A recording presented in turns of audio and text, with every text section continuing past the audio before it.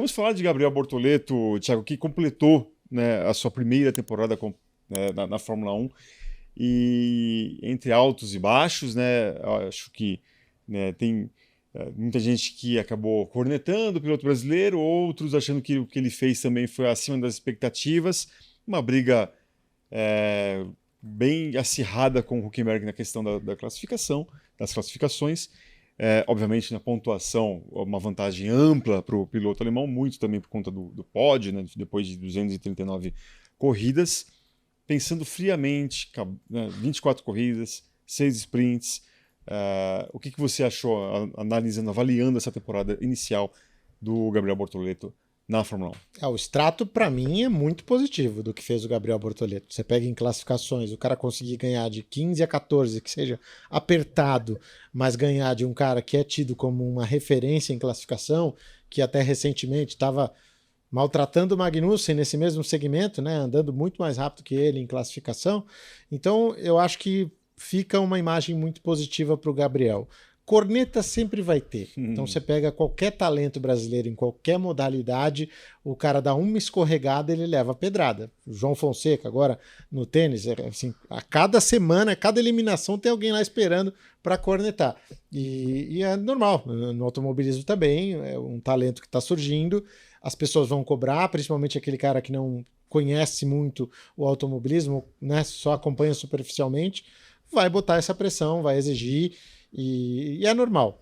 E eu acho que o Gabriel lidou muito bem com isso também. Foi boa essa temporada para ele, para isso, para tirar essa casca, entendeu? Para ter essa pressão, para ver como é, para chegar no ano que vem mais bem preparado, né? Eu acho que você viveu situações ali em que, como no Brasil, depois em Las Vegas, em que ele fez uma bobagem grande, foi muito criticado, em que o cara poderia sucumbir, como vários outros sucumbiram. E ele não, ele conseguiu manter a cabeça no lugar, voltou bem para o Qatar, andou bem em Abu Dhabi, conseguiu chegar no Q3, quase teve resultados, né? Enfim, o carro não estava legal ali, enfim, pelo que a própria equipe disse, pode ter sido um efeito já de muitas batidas e do carro meio remendado ali, não ter essa performance linear ao longo de toda a corrida. Mas eu acho que o fundamental foi ele ter encarado esse ano sem medo de fazer um campeonato pela Sauber que, se você voltar um ano atrás, em dezembro do ano passado, o que é a Sauber? A Sauber é a pior equipe do grid. O que ela vai conseguir em 2025? Sei lá, talvez um ponto. Era essa a perspectiva. E ele teve coragem de assumir essa jornada e fez um bom trabalho, na minha visão. Acho que chega mais forte para 2026. A questão da pontuação absolutamente normal, porque principalmente na primeira metade do campeonato ali, até início do segundo semestre, o Hülkenberg estava se dando melhor também com as estratégias, né? As coisas estavam se encaixando melhor para ele. Depois o Gabriel Bortoleto também entra no jogo e eu acho que a gente tem que entender que existe na equipe ainda uma hierarquia. A gente tem um piloto que foi contratado porque é o piloto experiente e é o piloto que vai dar resultados. Chama Nico Hülkenberg. E um outro piloto que foi contratado porque é um talento futuro e vai se desenvolver para chegar lá, o Gabriel Bortoleto. Essa foi a proposta inicial da Audi. E eu acho que a gente continua com isso para 2026 e em cima disso o Gabriel vai crescendo e mostrando a força dele. É muito interessante porque a galera às vezes esquece o quanto as estratégias, principalmente no começo do ano, deram muito erradas pro Bortoleto. falava muito, né? Dividir estratégias. E ele falou isso em entrevista ao Motorsport exclusiva no GP do Brasil, ele fez questão de destacar. Ele não leva nenhum tipo de ressentimento, ele não acha que houve ali uma sabotagem, mas ele fala, olha, sim, as minhas estratégias deram mais errado do que as do Hulk ao longo do ano, principalmente no começo da temporada. E ele faz questão de enfatizar. E isso me afetou bastante, porque às vezes eu poderia ter um resultado melhor, mas por conta da estratégia acabou não funcionando. Abu Dhabi, o próprio Jonathan Whitley mais uma vez vem a público pedir desculpas porque a estratégia foi errada e o carro tinha um problema que não era esperado. Então, assim, as pessoas pegam muito pesado, porque às vezes só vê o resultado final na tabela, mas não sabe o que aconteceu até chegar ali. Não sabe qual foi o processo para ele, por exemplo, ter largado hipoteticamente falando, largado de 7º, ter terminado em 14º. Aconteceram muitas coisas ao longo de muitas voltas. Então, a Fórmula 1 é um esporte também que a gente precisa contar não só com o resultado do piloto, mas o que a equipe decide também influencia, o que o carro está ali, aquele momento, está configurado, ou enfim, é bom ou não, também influencia. E claro, os números finais do Hülkenberg, eles acabam sendo cruéis na hora que você coloca ali só eles, né, com o Bortoleto, porque ele tem um pódio. Se você diminui o pódio, a diferença de pontos entre eles seriam apenas de 17 pontos. Não é muita coisa. Para um novato e um cara extremamente experiente nas mesmas condições, não é muita coisa. Então, assim, é o que eu falei ontem na nossa live do Reta Final.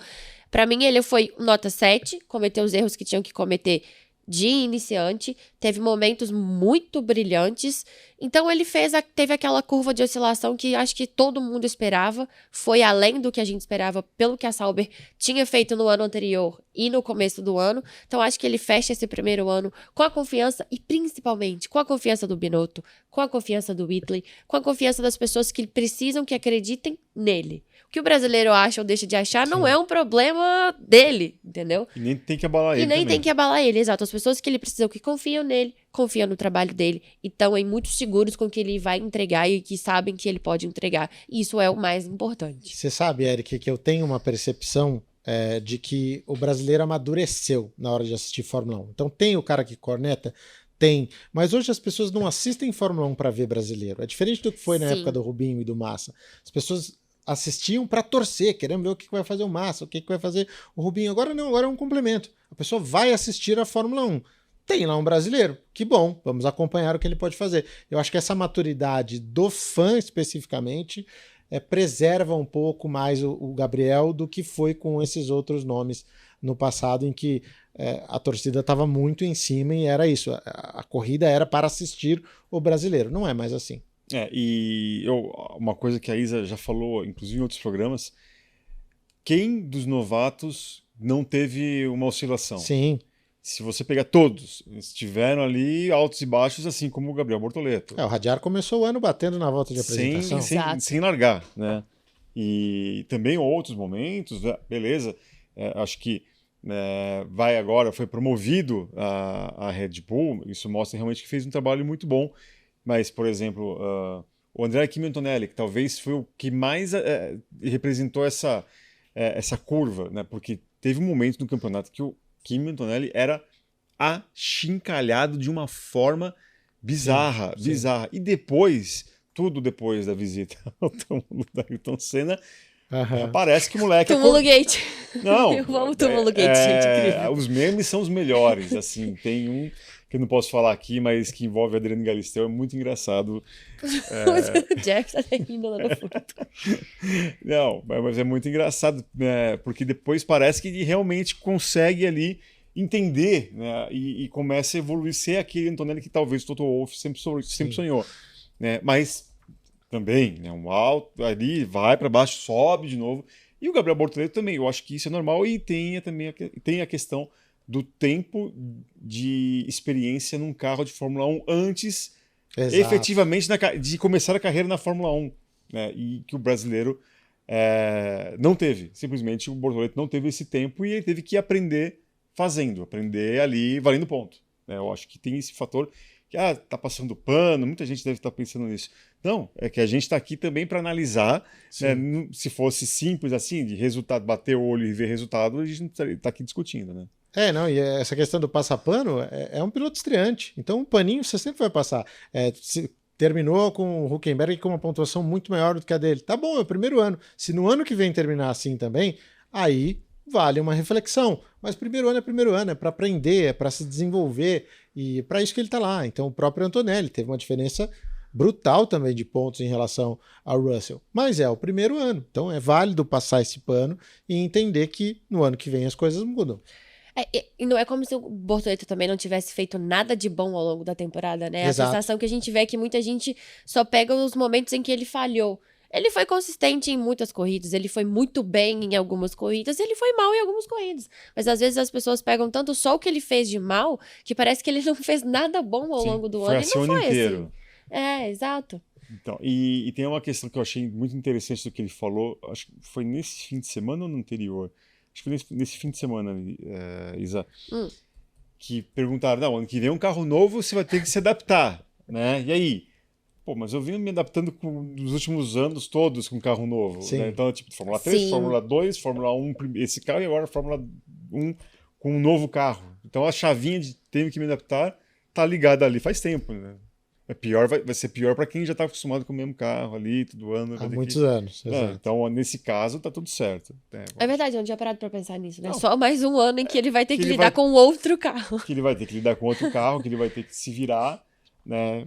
E é isso, né? Eu acho que agora, né, bola para frente e vai depender muito do trabalho da Audi, que tem gente que acha que até pode até o início ser pior do que era a Sauber, né, por conta desse novo desafio que a Audi vai ter. Ninguém acredita que a Audi vai ser um fiasco na Fórmula 1, mas pelo menos o início pode ser apertado ali, meio complicado. O próprio Lucas de Grassi, né? Acha que vai O ser bem Lucas de Grassi. complicado. O de Grassi falou aqui pra gente, inclusive, que realmente ele vai. O primeiro ano da Audi vai ser pior do que foi com a Sauber agora, né, em 2025. Talvez, né? Ele tem experiência de Audi, apesar de não serem as mesmas pessoas, Sim. né? Mas ele, na opinião dele, vai ser pior. E não é impossível, não. Vai ser um campeonato muito de motores, né? Pelo menos nesse começo. Então, assim como foi lá em 2014, quem acertou estava na frente, depois a turma foi correndo atrás. Sim. Mas você pode ter um início ali com uma marca disparando, sem dúvida alguma. Posso retirar os meus investimentos a qualquer momento? Existe prazo para liquidar os investimentos se eu precisar dos valores de volta? Na Mint não existe prazo para resgatar ou liquidar os seus investimentos. Você pode comprar e vender 24 horas por dia, 7 dias por semana, e isso permite montar ou desfazer posições em poucos segundos. Não existe nenhuma modalidade de negociação ou produto de investimento que te obrigue a manter uma posição por mais tempo do que você gostaria na Mint.